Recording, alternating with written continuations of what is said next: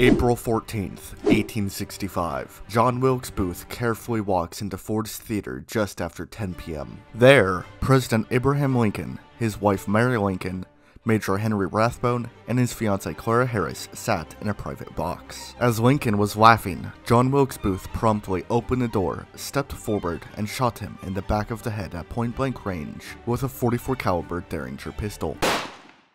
About 9 hours later, President Lincoln would die of the gunshot wound, becoming the first president in U.S. history to be assassinated. But what happened to the first person in U.S. history to assassinate a president? What happened to John Wilkes Booth? Well, Booth fled Ford's Theater immediately by taking a stage door to the alley. There, he had a getaway horse held for him by Joseph Peanuts Burroughs. Booth rapidly rode the horse into Maryland and met up with his co-conspirator, David Harold. The men proceeded to the Surratt Tavern just after midnight, where they had stored weapons and equipment. They had already planned their escape route through southern Maryland to take advantage of the sparsely settled and thick swampy terrain. However, since Booth had broken his leg from jumping out of Lincoln's box, he needed assistance. The duo sought out Dr. Samuel Mudd, a local doctor who had actually been involved in Booth's previous plan to kidnap President Lincoln. Mudd splinted Booth's leg and allowed him to rest at his home. But when he heard of the assassination, Dr. Mudd forced Booth and Harold to leave his property. Having to leave the Mudd house, the two men set off for Rich Hill, the home of Confederate sympathizer Samuel Cox. But unfortunately for them, the swamp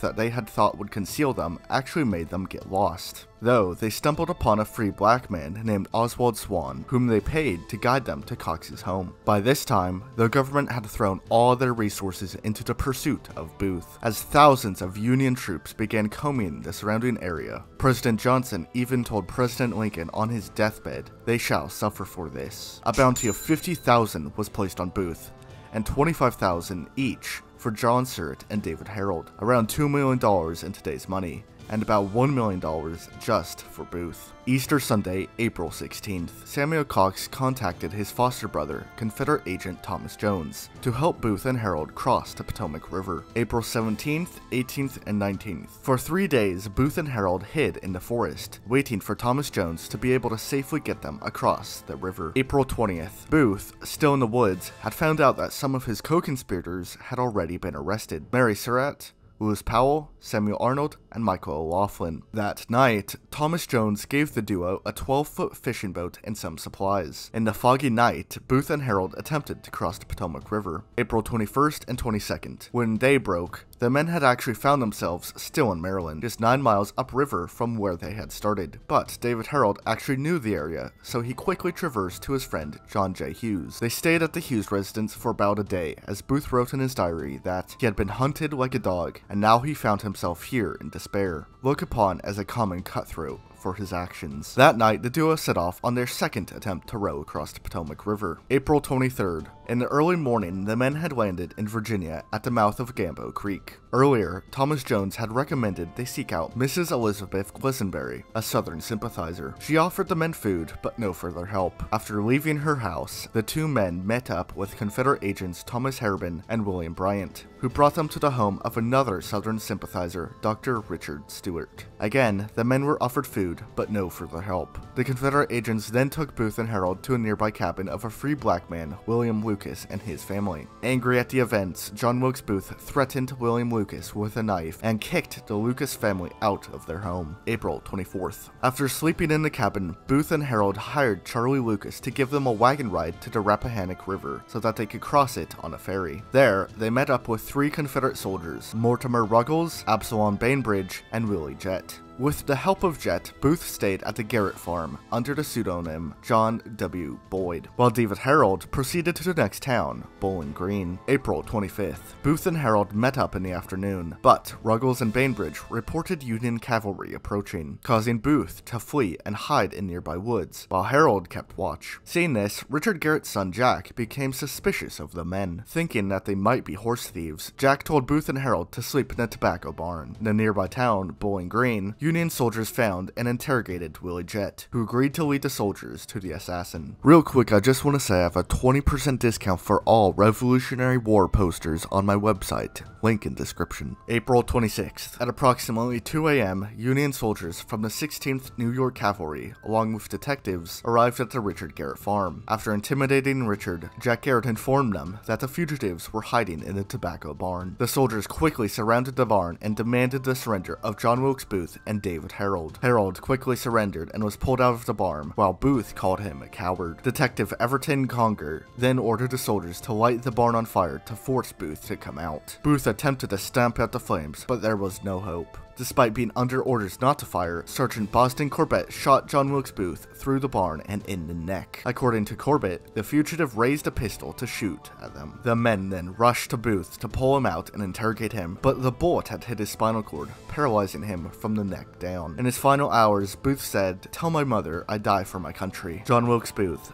the man who assassinated Abraham Lincoln, died around 7:15 a.m. on April 26, 1865. His body was then loaded onto a wagon and taken to the steamship John S. Ide, where it would be transported back to Washington, D.C. for identification and an autopsy.